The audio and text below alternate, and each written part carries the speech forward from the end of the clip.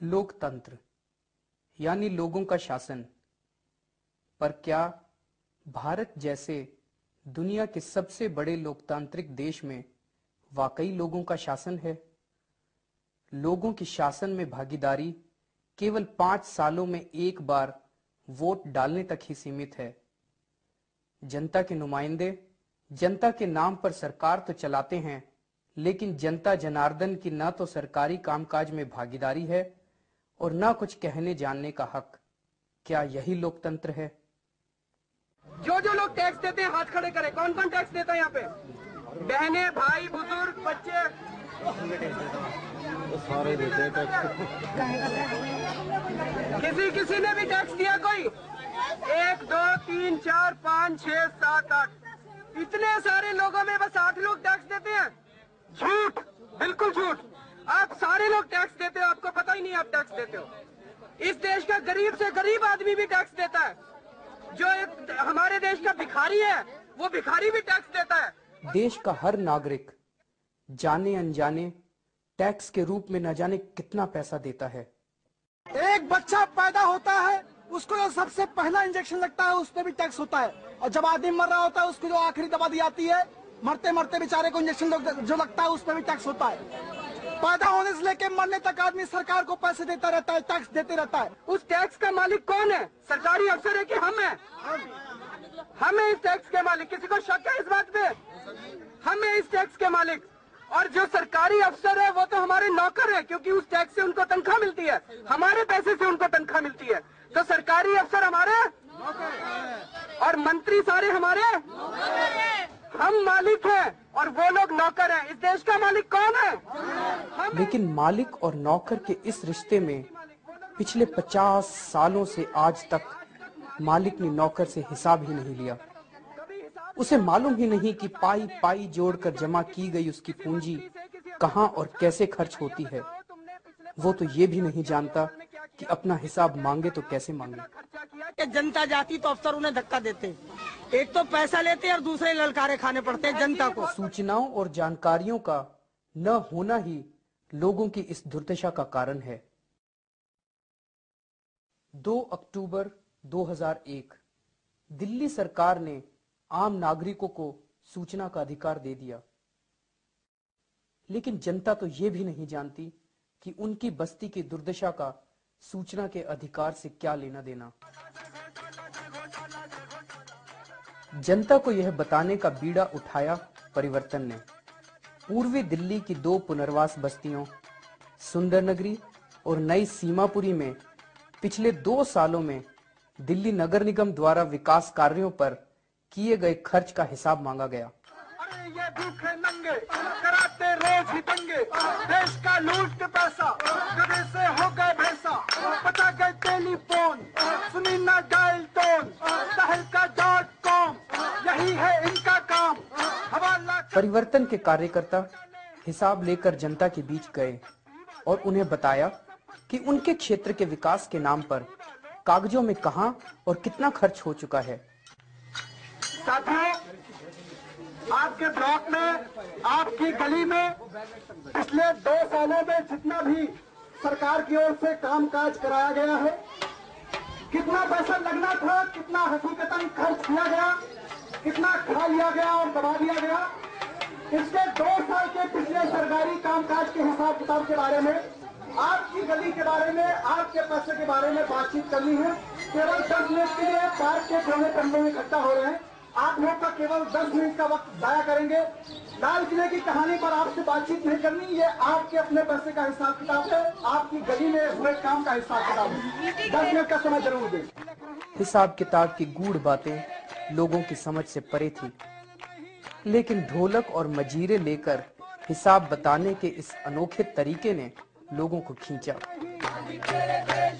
चोरों को जेल नहीं, झूठों का है बोलबाला, गांधी तेरे देश में सच्चों का है मुंह काला, गांधी तेरे देश में हर विभाग में है घोटाला, गांधी तेरे देश में आंख में सबकी लग गया जाला, गांधी तेरे देश में अरे नल में मेरे पानी दे, गांधी तेरे देश में अरे पानी दे रे पानी दे, गांधी तेरे देश में।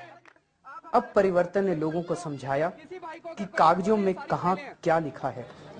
सरकार कहती है हमने एल ब्लॉक सुंदर नगरी में 2 साल में 10,96,969 रुपए खर्च किए। किसी ने देखे? साहब और सरकार ने 1 रुपया दिया तो 4 आने लगा, 12 ने खा गए। ये वाला सारा पैसा किसका था? हमारा था। हमारा पैसा था। ये किसका नुकसान हुआ? क्या हम लोगों को कुछ करना चाहिए इस बारे में या घर बैठना चाहिए? करना चाहिए। आपका बच्चा बाजार जाता है, 5 रुपए उससे कहीं खो जाते हैं तो हम उसके गाल पे थप्पड़ मारते हैं। हम बाजार में सब्जी खरीदने जाते हैं, 8 रुपए का 1 किलो टमाटर खरीदते हैं, 10 का नोट देते हैं सब्जी वाले को, 2 रुपए छोड़ के नहीं आते। नंद नगरी से अपने ब्लॉक तक आते हैं, रिक्शे वाला 5 रुपए मांगता है, हम 4 में बात तय करते हैं, 1 रुपए उससे छोड़ नहीं देते, 1 रुपए उससे ले लेते हैं। ये 2 साल में 10,96,000 रुपया आपका पैसा था, आपकी अपनी मेहनत का पैसा था। सवेरे से शाम तक आप मेहनत करते हो, आप कमाते हो, अपना पेट काटते हो, तब आप टैक्स भरते हो, टैक्स जमा करते हो। ये आपका पैसा था। आप 5 रुपए के लिए बच्चे अपने सबसे प्यारे लाडले को थप्पड़ मार सकते हो। बताओ 10,96,000 के लिए कुछ करना चाहिए कि नहीं करना चाहिए? अपने पैसों की हेरा फेरी की बात सुनकर जनता के अंदर का मालिक जाग उठा। ये कहे ना कि मुंह खोलना चाहिए, मुंह खोलने से अगर नहीं बने ना तो फिर हाथों से काम लो, डंडों से, बेलन ले लो, झाड़ू ले लो हाथ में। क्यों नहीं पड़ेगा? सब बोलेंगे तो फर्क पड़ेगा? एक के बोलने थोड़ी पड़ेगा, सारी पब्लिक बोले जम के, जैसा घोटाला हो रहा है यहाँ पे, सब फर्क पड़ेगा सारा। आवाज उठी कि अपने नौकरों यानी सरकारी अफसरों से खुले में सबके सामने खर्च का हिसाब किताब मांगा जाए।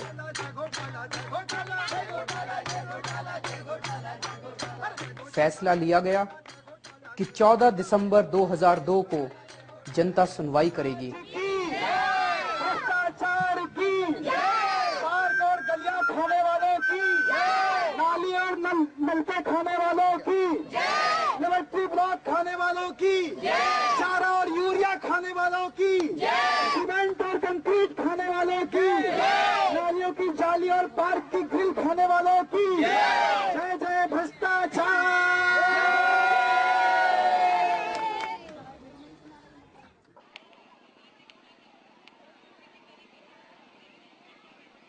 और फिर इसके साथ ही शुरू हो गई जनता की अनोखी अदालत की तैयारी। सुंदर नगरी का एम ब्लॉक पार्क 14 दिसंबर के दिन जनता के इस अनोखे जुनून का गवाह बना।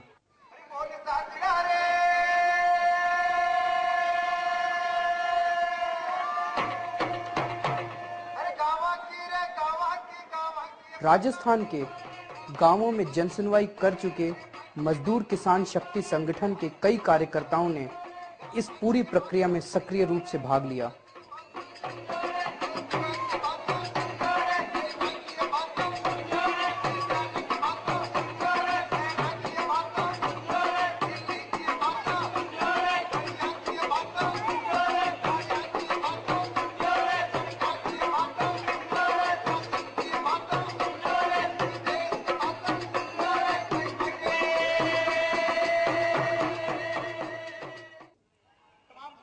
शहरी विकास के खर्च के हिसाब किताब को लेकर यह देश की पहली जनसुनवाई थी।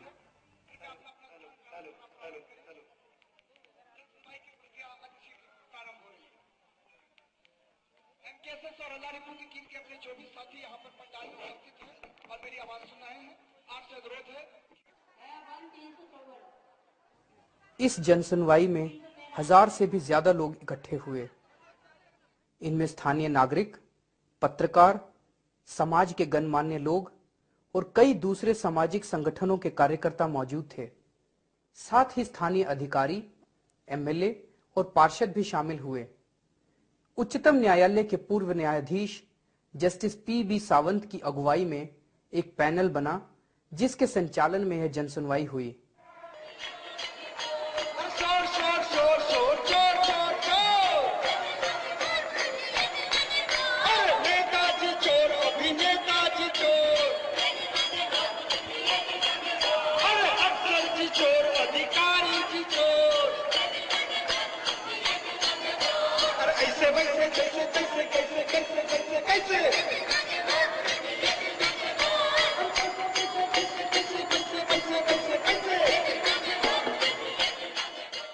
फाइलों के अंदर दबे कई रहस्य सामने आए। इन दोनों गलियों से अगर कोई लोग आए हैं या उसके आसपास से लोग आए हैं, क्या वो आके बताना चाहेंगे कि गली बनी कि नहीं बनी? नालियां तोड़ के दोनों गलियों में, एक गली में दूसरी गली में, दोनों गलियों में क्या नालियां तोड़ के बनाई? नहीं नहीं, ऊपर से ईंट लगती है, दोनों में ईंट रखी हुई है, दोनों में ईंट रखी हुई है, दोनों में रट्टे लगाए। दोनों तरफ गलियों के क्या लोहे की नई जालियां लगाई गई? नहीं नहीं, केवल कहलवाओं में नहीं लगी है। इन 4 हैंडपंपों में 1,85,961 रुपए खर्च हुए। इन चारों हैंडपंप में बिजली की नई मोटर लगनी थी। अब मैं जानना चाहता हूँ, M और N ब्लॉक में रहने वाला मेरा नाम दिनेश कुमार है। मैं M109 सुंदरनगरी का निवासी हूँ और हैंडपंप के ऊपर मैं ये बोलना चाहता हूँ, जैसा कि यहाँ लिस्ट लगी हुई है जिसके अनुसार जो गवर्नमेंट टॉयलेट है जिसमें हैंडपंप नए लगने थे और उसके साथ मोटर भी लगाई जानी थी, लेकिन जहाँ तक मुझे याद है कि 1998 या 99 में जो पंप लगे हैं वही पंप अभी तक काम कर रहे हैं। कोई नए पंप नहीं लगाए गए हैं और ना कोई मोटर लगाई गई है। जनसुनवाई की यह डगर आसान नहीं थी। मुझे धमकी दी गई है।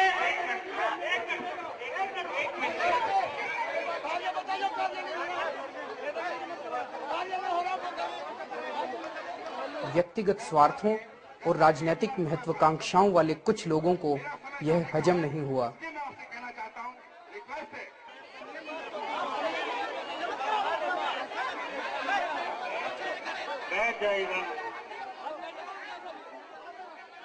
अच्छा सुनिएगा।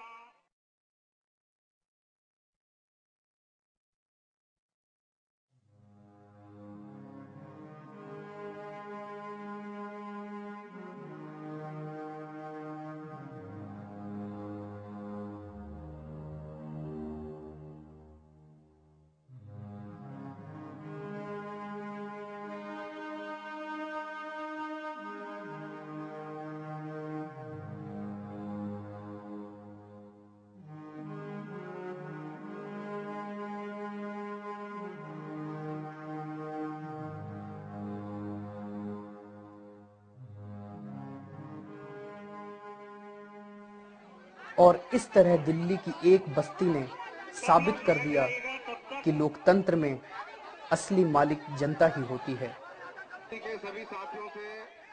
सिर्फ हंगामा खड़ा करना मेरा मकसद नहीं, मेरी कोशिश है कि ये सूरत बदलनी चाहिए।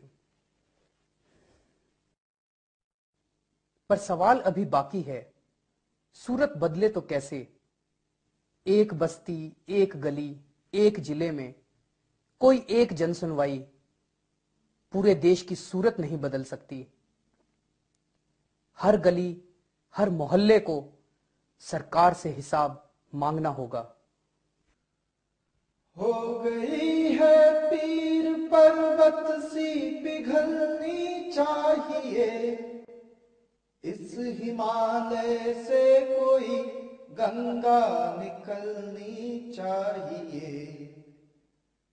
हर गली, हर शहर, हर एक गांव, हर एक मोड़ पर हाथ लहराते हुए हर लाश चलनी चाहिए।